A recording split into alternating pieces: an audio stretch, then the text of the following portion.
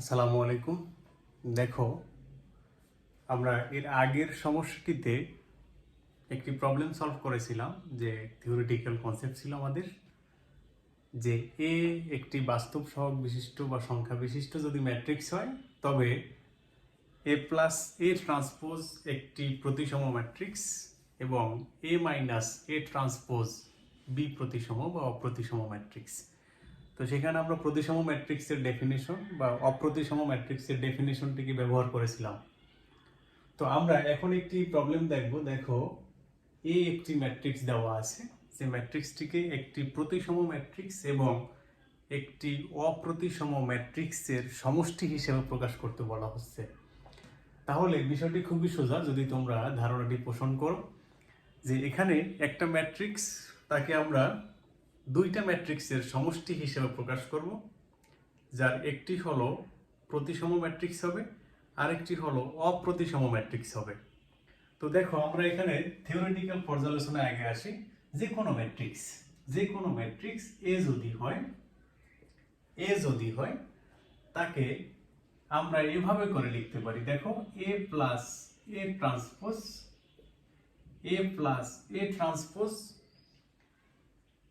Plus A minus A transpose, A plus A transpose plus A minus A transpose, এবং তারই সাথে আমরা যদি একটু সমীকৃত করি তাহলে এখানে একটি হাফ গুণ আকারে নিয়ে আসতে হয়।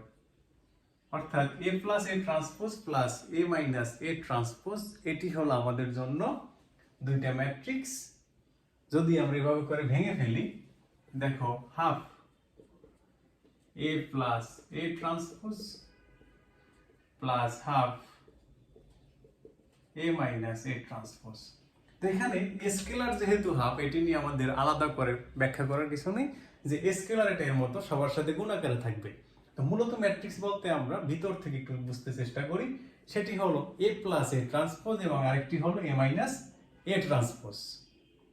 তো এ প্লাস এ ট্রান্সপোজ এবং এ মাইনাস এ ট্রান্সপোজ যদি আমার আগের ক্লাসটি তোমরা দেখে থাকো তাহলে জেনে থাকবে, এ প্লাস এ ট্রান্সপোজ হলো প্রতিসম ম্যাট্রিক্স এবং এ মাইনাস এ ট্রান্সপোজ হলো অপ্রতিসম ম্যাট্রিক্স। তাহলে দেখো, মূল ম্যাট্রিক্স যদি এ হয়, এই ম্যাট্রিক্সটি যদি আমাদের এ হয়, তাহলে তাকে আমরা দুইটা ম্যাট্রিক্সের যোগফল আকারে প্রকাশ করতে পারি, যার একটি হলো প্রতিসম ম্যাট্রিক্স, আরেকটি হলো অপ্রতিসম ম্যাট্রিক্স। অর্থাৎ এরকম করে আমাদের কিন্তু সমস্যা বলে দিতে পারে যে কোনো একটি ম্যাট্রিক্সকে দুটি ম্যাট্রিক্সের যোগফল হিসেবে প্রকাশ করো, যার একটি হলো প্রতিসম ম্যাট্রিক্স এবং আরেকটি হলো অপ্রতিসম ম্যাট্রিক্স।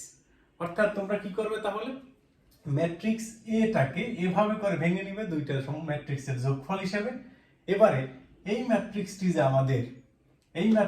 যে আমাদের প্রতিসম ম্যাট্রিক্স, সেটা তুমি এখান থেকে এই ম্যাট্রিক্স এবং তার ট্রান্সপোজ বের করবা, তারপর তাকে যোগ করার পর তার ট্রান্সপোজ ইজ ইকুয়াল মূল ম্যাট্রিক্স এ যে আসে সেটা ম্যাথমেটিক্যালি করে দেখাবা।